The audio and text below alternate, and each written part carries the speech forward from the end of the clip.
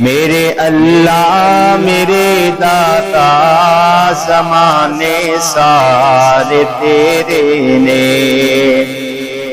حمد تیری ثنا تیری ترانے سارے تیرے نے، تو مالک ہے جہاں دا،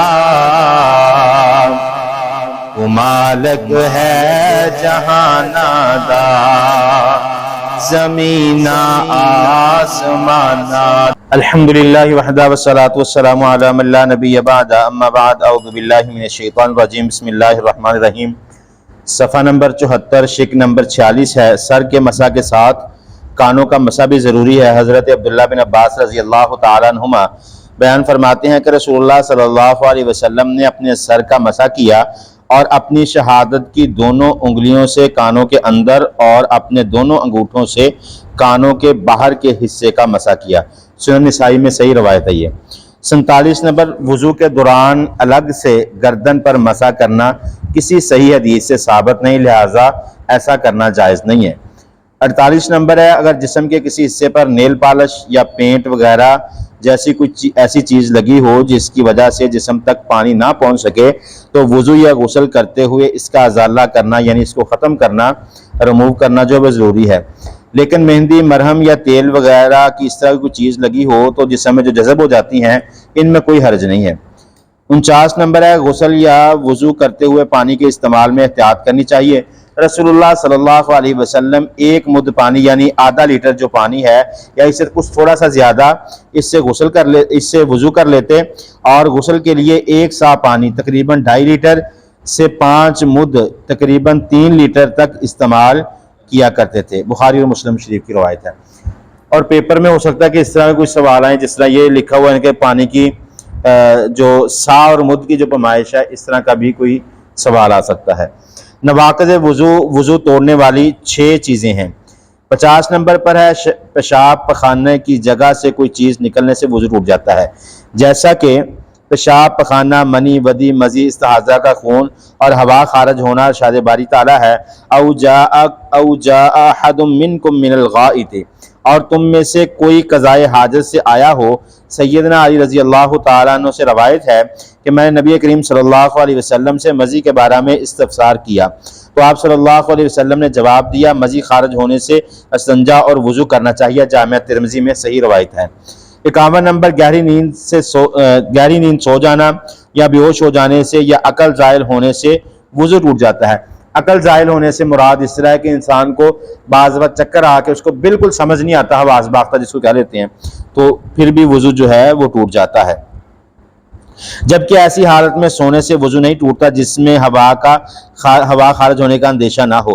نبی کریم صلی اللہ علیہ وسلم کے زمانہ میں صحابہ کرام نماز عشاء کا انتظار کرتے یہاں تک کہ ان کے سر نیند کی وجہ سے جھک جاتے، پھر وہ دوبارہ وضو کیے بغیر نماز پڑھ لیتے۔ ابو داؤد میں یہ روایت ہے۔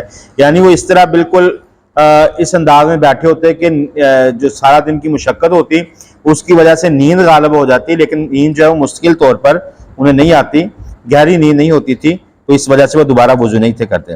52 نمبر، کپڑے کی آڑ میں بغیر جان بوجھ کر شرمگاہ کو ہاتھ لگایا جائے تو وضو ٹوٹ جاتا ہے۔ سیدنا ابو ہریرہ رضی اللہ تعالیٰ عنہ بیان فرماتے ہیں، نبی کریم صلی اللہ علیہ وسلم نے فرمایا، جس نے اپنا ہاتھ کپڑے کی آڑ کے بغیر یعنی کپڑے کے علاوہ جو ہے اپنی شرمگاہ کو لگایا تو اس پر وضو واجب ہو جاتا ہے۔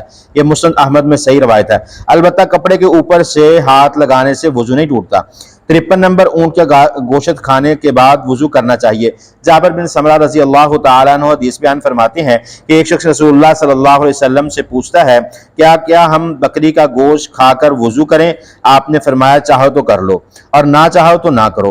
پھر اس نے سوال کیا، کیا اونٹ کا گوشت کھا کر وضو کریں؟ تو آپ نے فرمایا، ہاں، اونٹ کا گوشت کھا کر وضو کرنا ہے۔ صحیح مسلم کی روایت ہے۔ یعنی گائے یا بکری کا گوشت یا دمبے کا گوشت کھانے سے وضو نہیں ٹوٹتا، البتہ اونٹ کا گوشت کھانے سے جو ہے وضو آپ کو دوبارہ کرنا پڑ جائے گا۔ 54 نمبر ہے، ہر وہ چیز جس سے غسل واجب ہو جاتا ہے اس سے وضو بھی ٹوٹ جاتا ہے، جیسا کہ جنابت، حیض و نفاس ہیں۔ 55 نمبر، قے آنے سے نکسیر پھوٹنے سے وضو نہیں ٹوٹتا، اس بارے میں کوئی صحیح حدیث موجود نہیں ہے۔ اکثر جو ہے وہ بعض علماء کرام اس چیز پر اتفاق کرتے ہیں کہ الٹی آ جانے سے، کیا آ جانے سے جو ہے آپ کا وضو ٹوٹ جاتا ہے، نکسیر پھوٹنے سے جو ہے وہ وضو ٹوٹ جاتا ہے۔ اگر تو جان بوجھ کر آپ الٹی کرتے ہیں، کیا کرتے ہیں، تو پھر آپ پر وضو جو ہے وہ لازم ہے۔ اگر خود بخود آ جائے معدے کی خرابی کی وجہ سے یا نکسیر پھوٹ جانا، یہ انسان کے اپنے اختیار میں نہیں، تو اس سے وضو جو ہے وہ ٹوٹتا نہیں ہے۔ کوئی صحیح حدیث جو ہے اس کے وضو ٹوٹنے کے بارے میں شامل نہیں ہے۔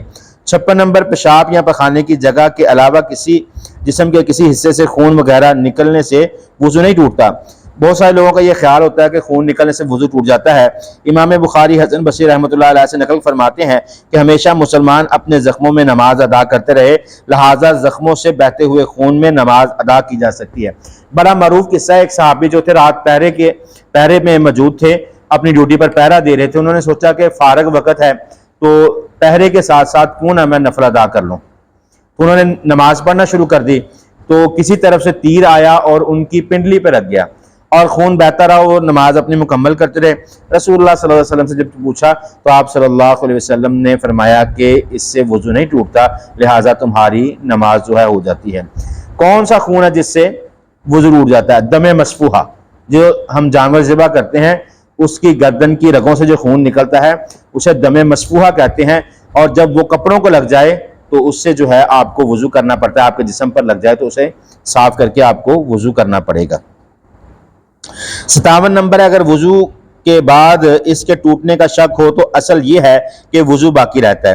اسی طرح اگر وضو ٹوٹنے کے بعد وضو بنانے کا شک ہو تو اصل وضو کا نہ ہونا ہے۔ یعنی اگر آپ کو شک ہو جائے تو بہتر یہ ہے کہ اگر آپ کے پاس وقت ہے، یعنی اعتبار اس قدر ہے کہ میرا بالکل وضو ٹوٹ گیا، آپ کو پتہ چل گیا ہے، پھر تو وضو آپ لازمی کریں گے۔ اگر آپ کو شک ہے کہ پتہ نہیں میرا وضو ٹوٹا ہے، جو یہ شکیں ہم نے وضو توڑنے والی پڑھی ہیں ان میں سے کوئی ہے، تو اگر آپ کو زیادہ اعتبار ہے وضو ٹوٹنے کا تو آپ وضو کر لیں۔ اگر اعتبار نہیں ہے، آپ کو یقین ہے کہ نہیں پتہ نہیں ٹوٹا ہے یا نہیں ٹوٹا، تو وہ جو ہے آپ کا وضو کامل رہے گا۔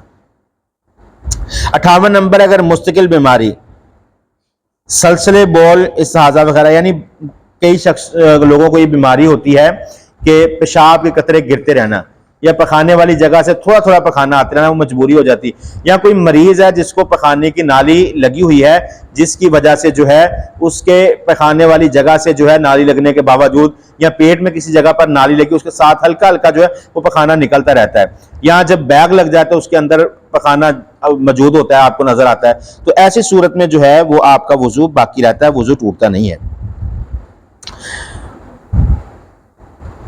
59 نمبر، ذکر کرنے اور قرآن کی زبانی تلاوت کرنے کے لیے وضو ضروری نہیں ہے۔ یہی حکم موبائل سے قرآن تلاوت کرنے کا، البتہ مصحف پکڑنے کے لیے وضو ہونا بہتر ہے۔ فرض نہیں ہے، لازم شرط نہیں ہے، جیسا ہم نے پیچھے بھی پڑھا تھا، لیکن وضو کر لینا بہتر ہے۔ اگر آپ کا وضو نہیں ہے تو پھر جو ہے آپ قرآن پڑھ سکتے ہیں، لیکن اگر آپ قرآن پاک کو پکڑنا چاہتے ہیں تو قرآن پاک کی عزت، اکرام اور احترام یہ ہے کہ آپ وضو کر کے قرآن پاک کو پکڑیں۔ پتہ نہیں آپ کے ہاتھ کیسے ہیں، آپ نے پاؤں کو لگائے ہیں، آپ نے جسم کے کسی حصے پر خارج کی ہے، آپ نے شرمگاہ کو چھویا، یا کہیں بیٹھے کسی ایسی جگہ کو آپ کا ہاتھ لگ گیا کہ پاکی اور پلیتی کا پتہ نہیں ہے، تو لہٰذا اگر پلیت نہیں بھی کسی ایسی گندی چیز کو انسان جوتا ہی پکڑ کے پہن لیتا ہے تو آگے قرآن پاک کو پکڑ لے تو یہ قرآن پاک کی حرمت نہیں ہے۔ قرآن پاک کی حرمت کے لیے بہتر ہے کہ آپ وضو کر لیں۔ اگر آپ صاف ستھرے غسل کیا، وضو ٹوٹ گیا ہے ہوا خارج ہونے کی وجہ سے، یا آپ نے کھانا کھایا تو مثال کے طور پہ اونٹ کا گوشت کھا لیا ہے، آپ کا وضو باطل ہو چکا ہے، تو آپ قرآن پاک پڑھنا چاہتے تو اس وقت پڑھ سکتے ہیں، لیکن بہتر یہ ہے کہ وہ وضو کیا جائے۔ 60 نمبر ہے، نیند یا ہوا خارج ہونے سے استنجا کرنے کی ضرورت نہیں ہوتی۔ نیند آ جانے سے اگر پیٹ سے ہوا خارج ہوئی ہے تو آپ کو استنجا کرنے کی ضرورت نہیں ہے، صرف وضو کرنا ہی کافی ہے۔ 61 نمبر ہے، درجال امور سے وضو کرنا مستحب ہے۔ ذکر و تلاوت یعنی قرآن پاک پڑھنے کے لیے اور اللہ کا ذکر کرنے کے لیے فرض نہیں ہے، مستحب ہے، پسند کیا گیا ہے۔ ہر نماز کے وقت سونے سے قبل، جنابت کی حالت میں سونے، کھانے پینے یا دوبارہ جمع کے لیے، یعنی ہر وقت باوضو رہنا جو ہے وہ سب سے بہترین عمل ہے۔ موزوں، پگڑی اور پلسٹر پر مسح کرنے کے مسائل۔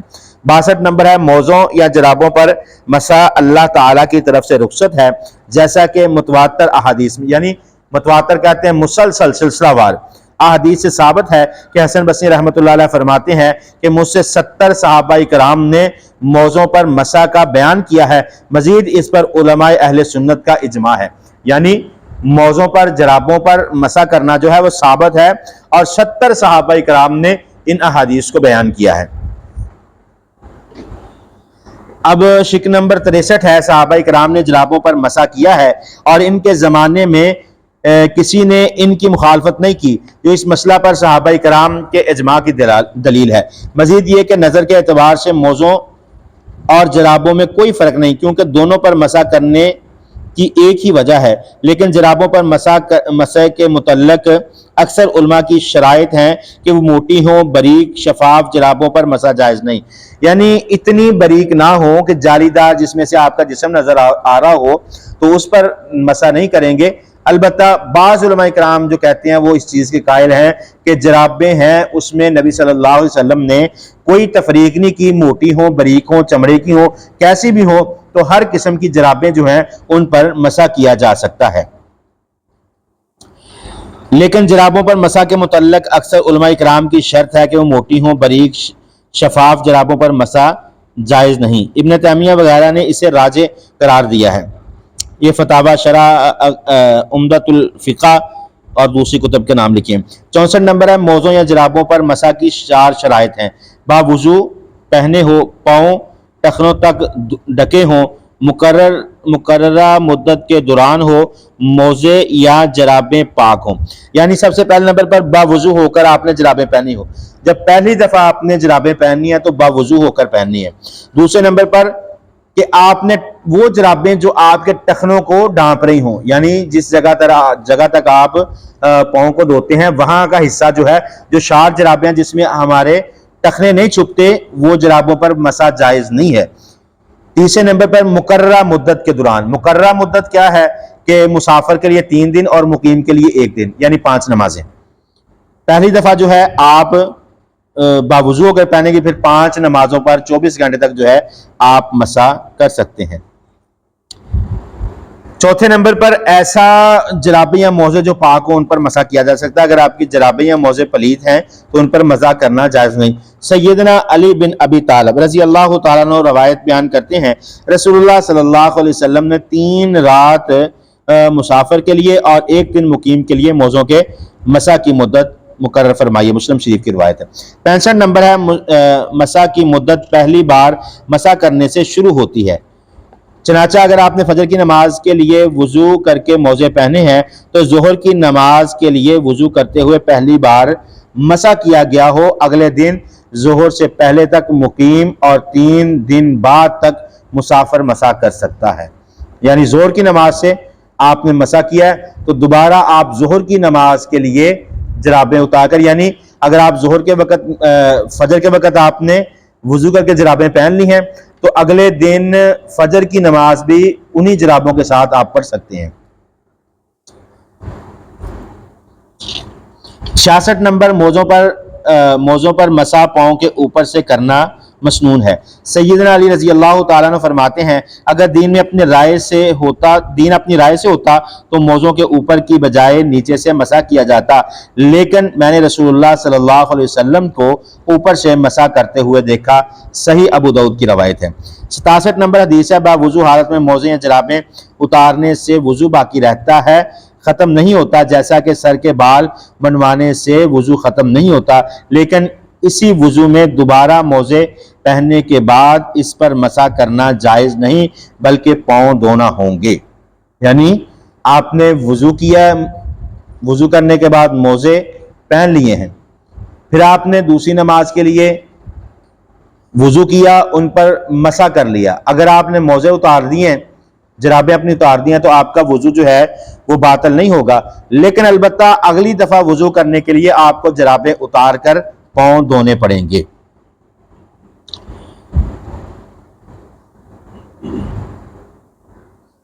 68 نمبر، موزوں یا جرابوں پر مسح کرنے کی اجازت صرف وضو میں ہے، جبکہ غسل کرتے ہوئے انہیں لازماً اتارنا ہوگا، جیسا کہ حضرت صفوان بن اسعد رضی اللہ تعالیٰ عنہ سابقہ روایت میں ہے کہ نبی کریم صلی اللہ علیہ وسلم جنابت کی وجہ سے موزے اتارنے کا حکم دیتے ہیں۔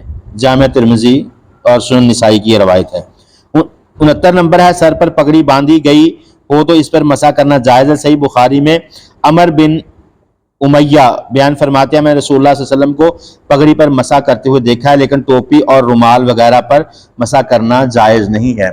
اور پگڑی کے لیے جیسے موزوں اور جرابوں کے لیے حکم ہے کہ آپ پہلے باوضو ہو کر پہنیں گے، تو پگڑی کے لیے لازم نہیں ہے کہ آپ نے مسح کر کے پگڑی پہنی ہو، اس کے لیے یہ شرط نہیں ہے، البتہ آپ جس وقت بھی پگڑی پہنتے ہیں تو آپ اس پر مسح کر سکتے ہیں۔ 70 نمبر، زخموں یا ٹوٹی ہوئی ہڈی پر باندھی جانے والی پٹی، پلستر وغیرہ پر مسح کرنا جائز ہے۔ اس کے لیے نہ تو باوضو حالت میں پہننا شرط ہے اور نہ ہی اس کی کوئی مدت مقرر ہے، بشرط یہ کہ یہ پٹی یا پلستر بقدر حاجت ہو۔ اگر حاجت سے زیادہ حصہ کو آسانی سے اتارا جا سکتا ہو تو اسے اتار کر دھونا چاہیے۔ یعنی جو آپ کو پٹی کرواتے ہیں، پٹی باندھتے ہیں زخم پر، جسم کے ان اعضاؤں میں سے جن کو دھونا وضو کے لیے ضروری ہے یا غسل کے لیے دھونا ضروری ہے، تو اگر آپ نے پٹی باندھی ہے تو پٹی اتارنا ضروری نہیں ہے، آپ پٹی پر مسح کر لیں گے تو آپ کا وضو یا غسل جو ہے وہ مکمل ہو جائے گا۔ لیکن یہ شوق کے ساتھ نہ ہو، ضرورت کے تحت ہو، اور جتنی زیادہ جگہ ہو سکے اسے دھوئیں، اور جس قدر ممکن ہو، ناممکن ہو کہ آپ دھو نہیں سکتے، اس جگہ کو چھوڑ دیا جائے۔ جبکہ مصنوعی ہاتھ اور پاؤں کو دھونے کی ضرورت نہیں ہے، نہ ہی ان پر مسح کرنے کی ضرورت ہے۔ اگر کسی کا ہاتھ نہیں یا پاؤں نہیں ہے تو ان کے لیے مسح، جو مصنوعی ہاتھ پاؤں لگا ہے اس پر مسح کرنا جائز نہیں، ضروری نہیں ہے۔ غسل جنابت کے مسائل۔ 71 نمبر ہے، جنابت سے غسل کرنا فرض ہے۔ ارشاد باری تعالیٰ ہے وَإِن كُنتُمْ جُنُبًا فَاطَّهَّرُوا، اگر تم حالت جنابت میں ہو تو غسل کرو، سورۃ المائدہ کی آیت ہے۔ 72 نمبر، حالت جنابت میں نماز پڑھنا، طواف کرنا، قرآن کریم کی تلاوت کرنا اور مسجد میں ٹھہرنا منع ہے۔ ارشاد باری تعالیٰ ہے وَلَا جُنُبًا إِلَّا عَابِرِي سَبِيلٍ، اور نہ ہی جنابت کی حالت میں نماز پڑھو اور نہ مسجد میں ٹھہرو سوائے اس سے گزرتے ہوئے۔ یعنی اگر آپ مسجد سے گزرنا چاہتے ہیں، حالت جنابت میں آپ پر غسل فرض ہے، تو آپ اگر مسجد سے گزرنا چاہتے ہیں تو گزر سکتے ہیں، نہ آپ نماز پڑھ سکتے ہیں نہ ہی مسجد کے اندر ٹھہر سکتے ہیں۔ جس طرح ہماری مسجد میں رستہ ہے، اگر کوئی ادھر سے داخل ہو کر اس طرف نکلنا چاہے یا مسجد میں آ کر غسل کرنا چاہے تو اس کے لیے اجازت ہے، البتہ مسجد میں ویسے جنبی آدمی کا جس پر غسل فرض ہو اس کا ٹھہرنا جائز نہیں ہے۔ سیدنا علی رضی اللہ تعالیٰ عنہ بیان فرماتے ہیں نبی اکرم صلی اللہ علیہ وسلم حالت جنابت کے علاوہ ہر حال میں ہمیں قرآن مجید پڑھایا کرتے تھے، جامع ترمذی کی روایت ہے۔ 73 نمبر، اگر نیند سے جاگنے کے بعد احتلام کا شک ہو اور کپڑوں یا جسم پر منی کے اثرات ہوں تو غسل کرنا چاہیے، ورنہ غسل کرنے کی ضرورت نہیں۔ اگر آپ کو شک ہے تو غسل کرنے کی ضرورت نہیں، لیکن اس کے آثار واضح ہو جائیں تو پھر آپ پر غسل واجب ہو جاتا ہے۔ 74 نمبر، موجبات غسل، یعنی جن چیزوں سے غسل واجب ہو جاتا ہے۔ مرد عورت کی شرمگاہ مل جانے پر غسل واجب ہو جاتا ہے، خواہ انزال ہو یا نہ ہو، مسلم شریف کی روایت ہے۔ دوسرے نمبر پر جماع اور احتلام سے غسل واجب ہو جاتا ہے، جیسا کہ آپ صلی اللہ علیہ وسلم نے فرمایا جب منی دیکھو تو غسل کرو، سنن ابو داؤد کی روایت ہے اور صحیح حدیث ہے۔ حیض و نفاس ختم ہونے پر غسل کرنا واجب ہے، صحیح بخاری کی روایت ہے۔ 75 نمبر شک ہے، نماز جمعہ کے لیے جو ہے نماز جمعہ سے پہلے غسل کرنا چاہیے۔ اگر کسی وجہ سے غسل نہ کر سکے تو وضو کر لینا کافی ہے، لیکن رسول اللہ صلی اللہ علیہ وسلم نے نماز جمعہ سے قبل وضو کرنا ضروری قرار دیا ہے۔ اگر کسی سفر کی بنا پر، اگر کسی ایسی وجہ سے آپ غسل نہیں کر سکتے وقت کی قلت کی وجہ سے، تو وضو کر لینا ہی کافی ہے۔ نماز عیدین کے لیے حج و عمرہ کا احرام پہنتے ہوئے غیر مسلم کا اسلام قبول کرنے اور میت کو غسل دینے کے بعد غسل کرنا مستحب ہے۔ یعنی حالت جنابت کے علاوہ جب آپ عیدین کے لیے غسل کرنا لازم ہے، جب عید الفطر اور عید الاضحیٰ دونوں عیدوں کے لیے جب نماز پڑھنی ہے تو اس سے پہلے غسل کرنا لازم ہے۔ حج اور عمرے کے لیے احرام باندھنا، اس سے پہلے غسل کرنا جو ہے وہ لازم ہے۔ اسی طرح جب کوئی غیر مسلم اسلام کو قبول کرے گا تو اس پر بھی غسل کرنا لازم ہے۔ اسی طرح جو میت کو غسل دینے والا ہے اس پر بھی لازم ہے کہ وہ غسل کرے۔ حضرت ابو ہریرہ رضی اللہ تعالیٰ عنہ بیان فرماتے ہیں رسول اللہ صلی اللہ علیہ وسلم نے فرمایا میت کو غسل دینے والا غسل کرے اور غسل کے دوران میت کو اٹھانے والا وضو کرے۔ یعنی ایک شخص وہ ہے کہ جو میت کو غسل دے رہا ہے، دوسرا وہ کہ جو آپ کی ہیلپ کر رہا ہے، میت کو اٹھا رہا ہے، پانی ڈالنے والا میت پر پانی ڈال رہا ہے، اور دوسرا اٹھانے والا ہے میت کو، کہہ لو کہ اس کی کروٹ دلوانے والا ہے، تو وہ وضو کرے گا اور غسل دینے والا جو ہے وہ غسل کرے گا۔ 77 نمبر جو ہے غسل جنابت کا مسنون طریقہ یہ ہے کہ سب سے پہلے جنابت سے طہارت کی نیت کی جائے، یعنی جب آپ بیت الخلاء میں، واش روم میں، غسل خانے میں داخل ہوں تو آپ کی نیت ہونی چاہیے کہ میں نے غسل کرنا ہے۔ پھر غسل کرے۔ صحیح بخاری کی روایت ہے، ام المؤمنین سیدہ عائشہ رضی اللہ تعالیٰ عنہ بیان فرماتی ہیں، رسول اللہ صلی اللہ علیہ وسلم کے غسل کا طریقہ بیان کرتے ہوئے فرماتی ہیں، جب رسول اللہ صلی اللہ علیہ وسلم غسل جنابت فرماتے تو پہلے اپنے دونوں ہاتھوں کو دھوتے۔ غسل جنابت کے لیے سب سے پہلے طہارت کے بعد اپنے دونوں ہاتھوں کو دھوتے، پھر دائیں ہاتھ پر اور بائیں ہاتھ پر دونوں ہاتھوں پر پانی ڈال کر شرمگاہ کو دھوتے، پھر نماز کی طرح وضو کرتے۔ اس کے بعد ہاتھ کی انگلیوں سے سر کے بالوں کی جڑوں کو پانی سے تر کرتے، 3 لب پانی سر میں ڈالتے، پھر سارے بدن پر پانی بہاتے، آخر میں دونوں پاؤں دھوتے۔ سب سے پہلے جیسا ہم نے پچھلے سبق میں حدیث پڑھی تھی کہ جب آپ رات کو بیدار ہوں، اگر رات کے وقت غسل جنابت آپ پر فرض ہو گیا ہے، صبح اٹھتے ہیں تو سب سے پہلا کیا کام کرنا ہے؟ اپنے ہاتھوں کو 3 مرتبہ دھونا ہے۔ اس کے بعد آپ نے اپنی شرمگاہ کو دھونا ہے۔ شرمگاہ کو دھونے کے بعد ٹھیک اسی طرح آپ نے وضو کرنا ہے جس طرح نماز کے لیے وضو کیا جاتا ہے، صرف آپ نے پاؤں نہیں دھونے، سر کا کانوں کا مسح کرنے کے بعد 3 چلو ایک ہاتھ سے یا دونوں ہاتھوں سے اپنے سر میں ڈالنے ہیں، اور اگر بال زیادہ ہے تو اپنے بالوں میں انگلیوں کے ساتھ اچھی طرح سے خلال کرنا ہے تاکہ کوئی بھی بال جو ہے وہ سوکھا نہ رہ جائے۔ حضرت علی المرتضیٰ رضی اللہ تعالیٰ عنہ بیان فرماتے ہیں کہ جب نبی صلی اللہ علیہ وسلم نے فرمایا کہ غسل جنابت کرنے والے شخص کا جو بال سوکھا رہ جائے وہ جہنم میں جلایا جائے گا، تو پھر حضرت علی المرتضیٰ نے ہمیشہ ہی اپنے سر کے بالوں کو کٹوا دیا۔ حدیث میں الفاظ ہیں کہ حضرت علی نے اپنے سر کے بالوں سے دشمنی کر لی، یعنی سر پر بال موجود نہیں ہوتے تھے، ہمیشہ ٹن کروا کے رکھتے تھے۔ تو پھر آپ نے 3 چلو 3 لب جو پانی کے ڈال کر جو ہے وہ آپ نے اپنے سر کو اچھی طرح دھونا ہے۔ پھر پہلے دائیں جانب سے، کیونکہ رسول اللہ صلی اللہ علیہ وسلم کا فرمان ہے ابداؤ بمیامنکم، ہر اچھے عمل کو دائیں سائڈ سے کرو۔ اپنے جسم پر 3 مرتبہ پانی بہانے کے بعد آخر میں اپنے دونوں پاؤں کو دھو لینا ہے، تو آپ غسل جنابت جو ہے وہ مکمل ہو جائے گا۔ 78 نمبر شک ہے مسنون طریقہ غسل کے علاوہ اگر غسل جنابت کی نیت سے جسم کو پانی سے تر کر لیا جائے تو غسل ہو جاتا ہے۔ اگر آپ کے پاس پانی کی قلت ہے کہ آپ جو ہے غسل جنابت کی نیت کر لیتے ہیں لیکن پانی بالکل تھوڑا ہے، بجلی بند ہے، پانی کی قلت ہے، یا کہیں ایسی جگہ پر پانی موجود ہے یہاں پر چشموں سے پانی اٹھا کر لا کر آپ کو غسل کرنا پڑتا ہے، یا پانی اتنا زیادہ ٹھنڈا ہے کہ اگر آپ وضو کریں گے آپ کو ٹھنڈ لگ سکتی ہے، بیمار ہو سکتے ہیں، تو اس حالت میں اگر آپ اپنے جسم کو تر کر لیں گے تو وہ کافی ہے۔ تیمم کے مسائل 79 نمبر ہے، اگر پانی میسر نہ ہو یا پانی کے استعمال نہ کر سکتے ہوں تو پاک مٹی سے تیمم کر لیا جائے۔ ارشاد باری تعالیٰ ہے فَتَيَمَّمُوا صَعِيدًا طَيِّبًا، کہ تم پاک مٹی سے تیمم کر لو۔ 80 نمبر روئے زمین پر موجود ہر طرح کی پاک مٹی، ریت، پتھر وغیرہ سے تیمم کیا جا سکتا ہے۔ صحیحین میں یعنی بخاری و مسلم میں فرمان نبوی ہے کہ وَجُعِلَتْ لِيَ الْأَرْضُ مَسْجِدًا وَطَهُورًا، کہ میرے لیے زمین کو سجدہ گاہ اور طہارت والی بنا دیا گیا ہے۔ یعنی پہلے جو عیسائی، یہودی یا دیگر جو پہلی قومیں گزری ہیں، پہلے انبیاء کرام گزرے ہیں، ان کے لیے ایک خاص جگہ پر جو ہے وہ جا کر عبادت کرتے تھے۔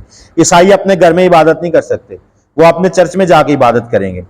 یہودی جو ہیں وہ اپنی معبد خانے میں جا کے عبادت کریں گے۔ اسی طرح ہر جگہ، اگر ہندوؤں کو آپ دیکھ لیں تو اگر انہوں نے گھر کے اندر عبادت کرنی ہے تو گھر میں ایک خاص جو ہے وہ مندر چھوٹا سا بنایا جاتا ہے جہاں پر وہ عبادت کرتے ہیں۔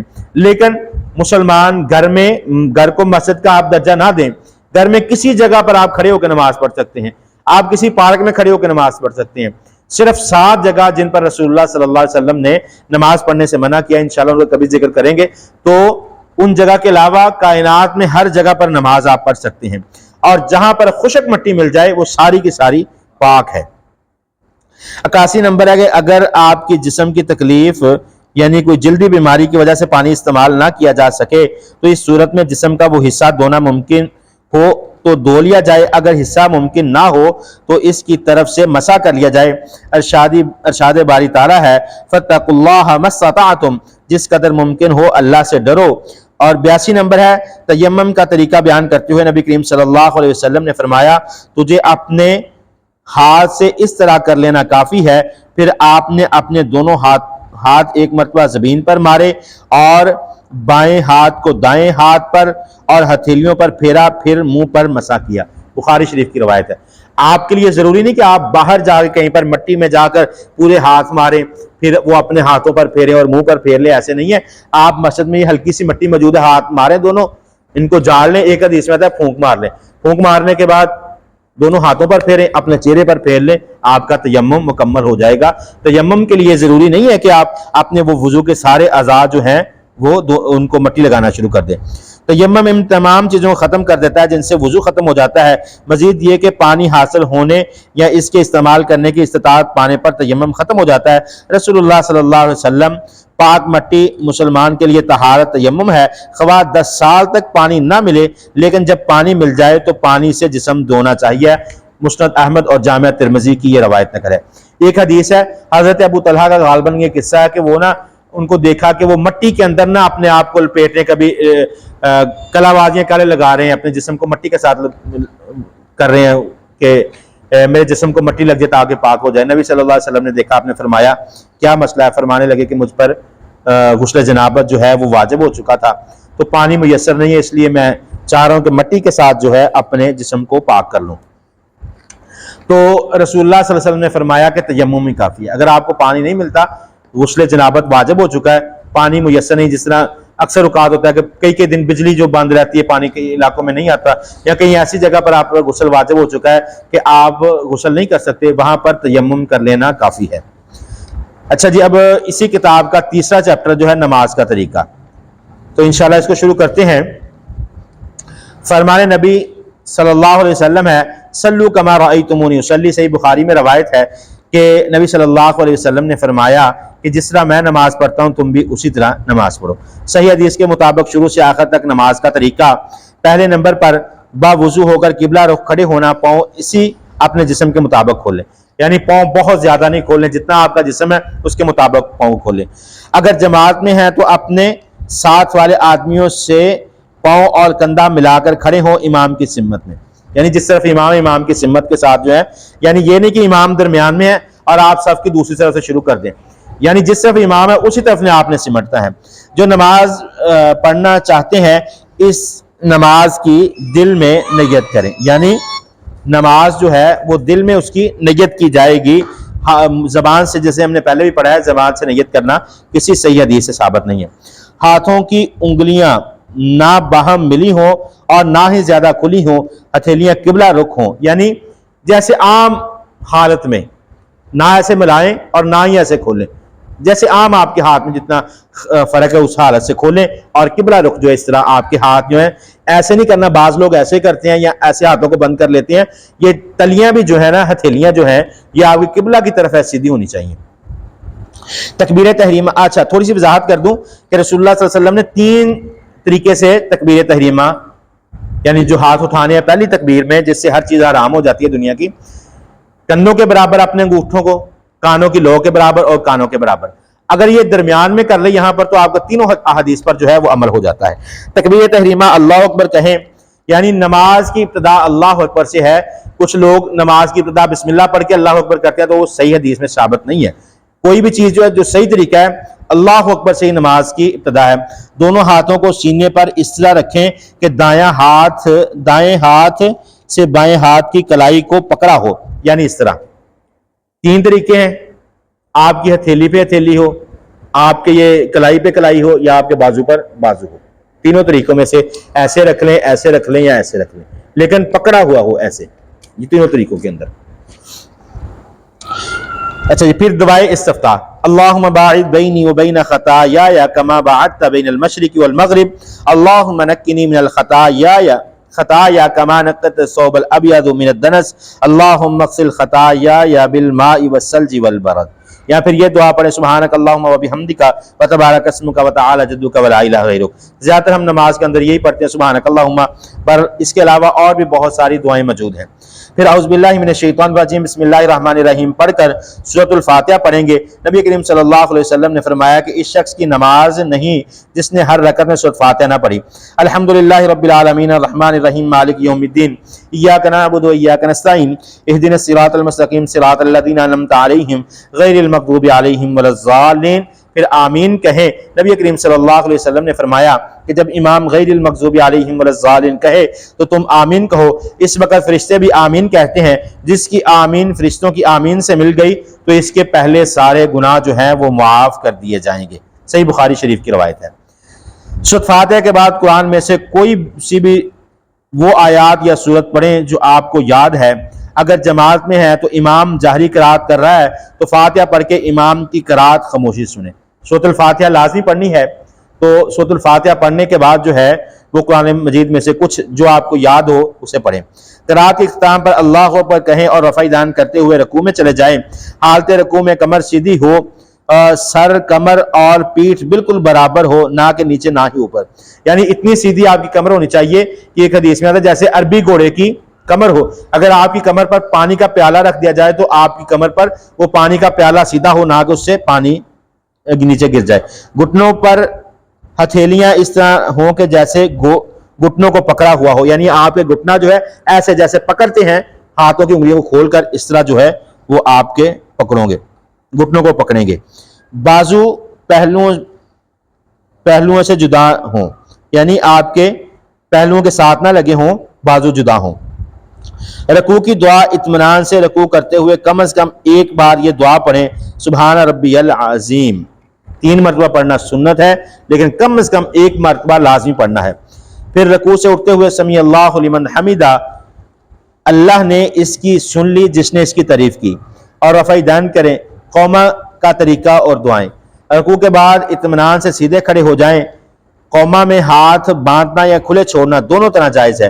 امام احمد بن حنبل رحمہ اللہ ہاتھ باندھتے تھے اور بعض جو ہے دونوں طرح ٹھیک ہے۔ ربنا ولک الحمد حمدا کثیرا طیبا مبارکا فی، میرے رب سب تعریفیں تیرے لیے ہیں، بہت زیادہ پاکیزہ اور بابرکت تعریفیں۔ صحیح بخاری اور صحیح مسلم کی روایت ہے۔ پھر اللہ اکبر کہتے ہوئے سجدے میں چلے جائیں۔ حالت سجدے میں جاتے ہوئے زمین پر پہلے ہاتھ رکھیں، پھر گھٹنے رکھیں، یعنی ہاتھ پہلے رکھیں گے، گھٹنے بعد میں رکھیں گے۔ گھٹنے پہلے رکھنا صحیح حدیث سے جو ہے وہ ثابت نہیں ہے۔ دوران سجدہ 7 اعضاء کا زمین پر لگنا ضروری ہے، پیشانی اور ناک، یعنی آپ کا ماتھا اور ناک 1 نمبر، دوسرے نمبر پر دونوں ہاتھ، دونوں گھٹنے اور دونوں پاؤں، یعنی ٹوٹل یہ 7 آپ کے اعضاء۔ ناک اور ماتھا 1، 2 ہاتھ 3، 2 گھٹنے 5 اور 2 پاؤں 7، یہ 7 اعضاء آپ کے زمین کے ساتھ لگیں گے تو آپ کا جو ہے وہ سجدہ مکمل ہوگا۔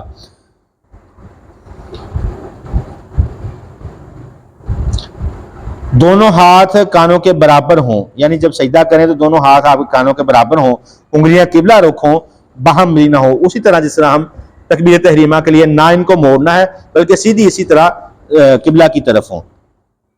کوہنیاں زمین سے بلند ہوں، پہلوؤں سے دور ہوں، یعنی پیٹ کے ساتھ اور آپ کی رانوں کے ساتھ اور زمین کے ساتھ جو ہیں وہ کوہنیاں لگنی نہیں چاہیے، اگر لگیں گی تو آپ کا سجدہ مکمل نہیں ہے۔ اگر با جماعت نماز ادا کر رہے ہیں تو اسے اس اندازے سے کھولنے کہ دوسرا نمازی تنگ نہ ہو، یعنی آپ بہت زیادہ باہر کو اپنی کوہنیاں نہ کھولیں کہ ساتھ والا نمازی جو ہے وہ تنگ ہو جائے۔ پاؤں زمین پر کھڑے اور باہم ملے ہوئے ہوں، یعنی سجدے میں آپ کے دونوں پاؤں جو ہیں وہ ملے ہونے چاہیے، علیحدہ علیحدہ نہیں ہونے چاہیے۔ سجدے کی دعا، سجدہ میں کم از کم ایک بار یہ دعا پڑھنی چاہیے، سبحان ربی الاعلی، پاک ہے میرا پروردگار جو بلند ہے۔ پھر اللہ اکبر کہتے ہوئے سجدہ سے سر اٹھائیں۔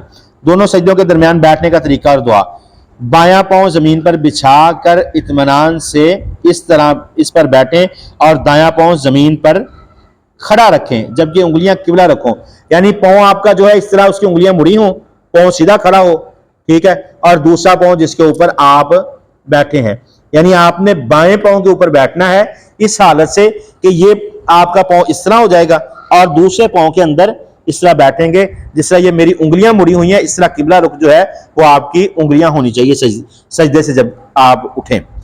دونوں ہاتھ گھٹنوں پر یا رانوں پر، ایسے رانوں کے اوپر یا گھٹنوں پر، دونوں جگہ پر رکھنے جائز ہیں۔ دونوں سجدوں کے درمیان قاعدہ میں پڑھی جانے والی دعا رب اغفر لی رب اغفر لی رب اغفر لی، 3 مرتبہ یہ رب اغفر لی پڑھنا ہے، یا پھر اللہم اغفر لی ورحمنی واہدنی وعافنی وارزقنی، یا مختلف الفاظ کے ساتھ اللہم اغفر لی ورحمنی وجبرنی ورفعنی واہدنی وعافنی وارزقنی۔ مختلف احادیث آتی ہیں، جو بھی آپ دعا بہتر پڑھ سکتے ہیں، اگر آپ کو نہیں آتی تو رب اغفر لی 3 مرتبہ پڑھ لیں، یہ آسان ہے۔ پھر پہلے سجدے کی طرح دوسرا سجدہ کریں اور دعائیں پڑھیں. دونوں سجدے کر کے پہلی اور تیسری رکعت میں کھڑے ہونے سے پہلے تھوڑی دیر بیٹھیں. یا جب آپ پہلی رکعت پڑھ لیتے ہیں تو فوراً جو ہے وہ کھڑا نہیں ہونا، تھوڑا سا چند لمحے بیٹھ کر جو ہے وہ اٹھنا ہے. پھر دونوں ہاتھوں پر ٹیک لگا کر اللہ اکبر کہتے ہوئے اگلی رکعت کے لیے کھڑے ہو جائیں. حدیث میں ہے کہ اپنے ہاتھوں کو اس طرح رکھیں، دونوں ہاتھوں کو اس طرح رکھیں یا دونوں ہاتھوں کو فولڈ کر کے، دونوں طریقے سے جو ہے وہ بہتر ہے. پھر اگلی رکعت کے لیے کھڑے ہو جائیں. باقی رکعات دعائے استفتاح ثنا کے علاوہ پہلی رکعت کی طرح ہی پڑھیں گے. فون سنیں. پہلے تشہد میں بیٹھنے کا طریقہ اور دعا. دوسری رکعت کے بعد بایاں پاؤں زمین پر بچھا کر اطمینان سے اس طرح بیٹھیں کہ دایاں پاؤں زمین پر کھڑا رکھیں اور انگلیاں قبلہ رکھو جیسے پہلے بیٹھے ہیں. پہلی تشہد کی دعا التحیات للہ والصلوات والطیبات السلام علیک ایھا النبی ورحمۃ اللہ وبرکاتہ السلام علینا وعلی عباد اللہ الصالحین اشہد ان لا الہ الا اللہ واشہد ان محمدا عبدہ ورسولہ. میری ساری قولی بدنی اور مالی عبادت صرف اللہ کے لیے خاص ہے. اے نبی آپ پر اللہ کی رحمت سلامتی اور برکتیں ہوں اور ہم پر اور اللہ کے دوسرے نیک بندوں پر سلامتی ہو. میں گواہی دیتا ہوں کہ اللہ کے سوا کوئی سچا معبود نہیں اور میں گواہی دیتا ہوں کہ محمد صلی اللہ علیہ وسلم اللہ کے بندے اور رسول ہیں. 27 نمبر اگر نماز 3 یا 4 رکعات کی ہو تو تیسری رکعت کے لیے کھڑے ہوتے ہوئے رفع دین کرنا. تیسری اور چوتھی رکعت میں صرف سورۃ فاتحہ پڑھیں، دوسری سورت پڑھنے کی ضرورت نہیں ہے. یعنی آپ نے 4 رکعت پڑھنی ہے، اگر تو آپ امام کی اقتداء میں نماز پڑھ رہے ہیں، جماعت کے ساتھ پڑھ رہے ہیں، تو آپ نے چاروں رکعت کے اندر سورۃ فاتحہ ہی پڑھنی ہے. اگر آپ اکیلے نماز پڑھ رہے ہیں تو پہلی 2 رکعت کے اندر سورۃ فاتحہ کے ساتھ قرآن کی آیات کو شامل کریں گے اور اگلی 2 رکعات میں جو ہیں وہ آپ قرآن کی آیات نہیں شامل کریں گے، سورۃ الفاتحہ ہی پڑھیں گے. آخری تشہد کا طریقہ اور دعا. آخری تشہد کے لیے بایاں پاؤں کو دائیں ٹانگ کے نیچے سے نکال کر پیٹھ پر بیٹھیں اور دائیں پاؤں کو اس طرح کھڑا رکھیں کہ پاؤں کی انگلیاں قبلہ کی رکھوں. پہلی جو تشہد تھی 2 رکعت کے بعد تشہد، وہ اسی طرح جس طرح ہم 2 سجدوں کے درمیان بیٹھتے ہیں. جب ہم نے آخری تشہد میں تیسری یا چوتھی رکعت کی تشہد میں بیٹھنا ہے تو اسی طریقے سے صرف یہ جو پاؤں جس کے پر ہم بیٹھے تھے یہ اپنی دوسری ٹانگ سے نیچے تھوڑا سا باہر نکال لیں گے. یہ پاؤں اسی طرح کھڑا رہے گا اور اسی طرح قبلہ کی طرف جو ہے وہ انگلیاں مڑی رہی ہوں گی اور یہ آپ کا اس ٹانگ سے یعنی دائیں جو آپ کی پنڈلی ہے اس کے نیچے سے یا تھوڑا سا پاؤں آپ کا باہر نکلے گا. اور یہ مسنون طریقہ ہے نبی صلی اللہ علیہ وسلم کا.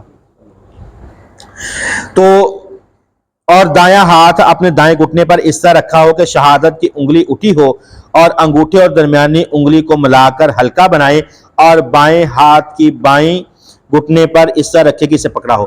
یعنی بائیں ہاتھ کا یہ نا، یہ تو ہم نے ویسے جیسے پکڑا ایسے رکھیں گے. جب آپ اس طرح بیٹھیں گے نا آپ کا جسم تھوڑا سا نا بائیں جانب کو جھک جائے گا.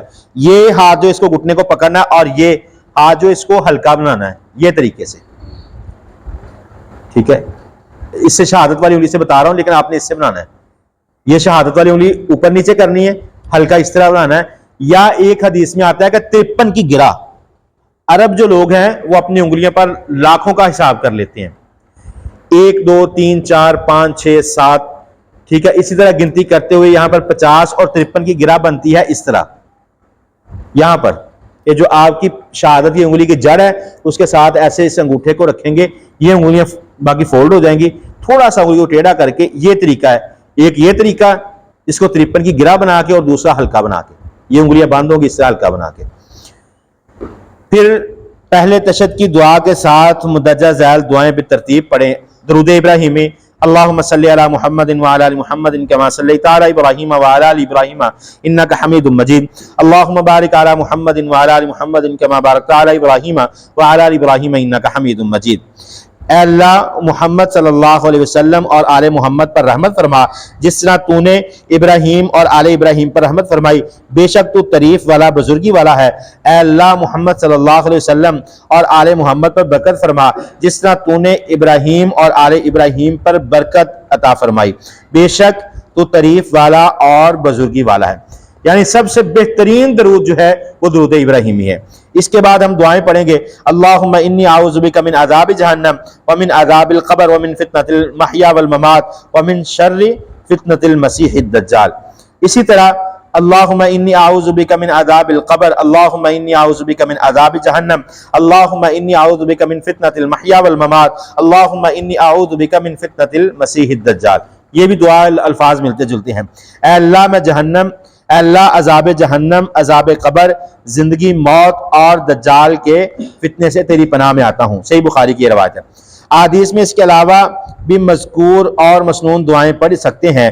پھر دائیں جانب بڑی بہترین دعا ہے اس کے علاوہ، رب اجعلنی مقیم الصلاۃ ومن ذریتی ربنا وتقبل دعاء ربنا اغفر لی ولوالدی وللمؤمنین یوم یقوم الحساب، اللہم انی ظلمت نفسی ظلما کثیرا ولا یغفر الذنوب الا انت فاغفر لی مغفرۃ من عندک وارحمنی انک انت الغفور الرحیم۔ اس کے علاوہ ربنا لا تزغ قلوبنا بعد اذ ہدیتنا وہب لنا من لدنک رحمۃ انک انت الوہاب، ربنا آتنا فی الدنیا حسنۃ وفی الآخرۃ حسنۃ وقنا عذاب النار۔ جتنے بھی مسنون دعائیں عربی زبان میں ہیں وہ آپ نماز کے اندر پڑھ سکتے ہیں، اور آپ کی حاجت کے لیے جو ہے وہ ربنا آتنا فی الدنیا حسنۃ وفی الآخرۃ حسنۃ وقنا عذاب النار اتنی پیاری دعا ہے کہ اللہ دنیا اور آخرت کی بھلائیاں عطا فرما۔ تو آپ بہت ساری دعائیں ہیں جو پڑھ سکتے ہیں۔ پھر دائیں جانب چہرہ پھیرتے ہوئے السلام علیکم ورحمۃ اللہ وبرکاتہ، السلام علیکم ورحمۃ اللہ، پھر بائیں جانب السلام علیکم ورحمۃ اللہ۔ بعض لوگ پڑھتے ہیں السلام علیکم، لیکن السلام علیکم الف کے ساتھ ہے۔ سلام کے بعد بلند آواز سے تکبیریں کہیں، پھر 3 مرتبہ استغفر اللہ کہا ہے۔ تکبیر سے مراد اللہ اکبر، اللہ اکبر، استغفر اللہ 3 دفعہ اللہ اکبر اور 1 دفعہ استغفر اللہ کہیں گے۔ پھر نماز کے بعد کے اذکار، اللہم انت السلام ومنک السلام تبارکت یا ذا الجلال والاکرام، لا الہ الا اللہ وحدہ لا شریک لہ، لہ الملک ولہ الحمد وہو علی کل شیء قدیر، اللہم لا مانع لما اعطیت ولا معطی لما منعت ولا ينفع ذا الجد منک الجد۔ اس کے علاوہ 33 مرتبہ سبحان اللہ، 33 مرتبہ الحمدللہ، اور 33 مرتبہ اللہ اکبر، اور 1 مرتبہ لا حول ولا لا الہ الا اللہ وحدہ لا شریک لہ، لہ الملک ولہ الحمد وہو علی کل شیء قدیر۔ یہ ایک حدیث میں 34 مرتبہ اللہ اکبر ہے۔ قرآن مجید کی آخری 3 سورتیں پڑھیں، آیت الکرسی پڑھیں، کیونکہ نبی کریم صلی اللہ علیہ وسلم نے فرمایا کہ جو ہر نماز کے بعد، فرض نماز کے بعد آیت الکرسی پڑھتا ہے، اس کے اور جنت میں جانے میں صرف اس کی موت کا فرق رہ جاتا ہے۔ ادھر سے اس کی موت آئے گی، ادھر اللہ تعالیٰ اسے جنت میں داخل فرما دیں گے۔ دعا ہے اللہ رب العالمین عمل کی توفیق عطا فرمائے۔ واقول قولی ھذا استغفر اللہ لی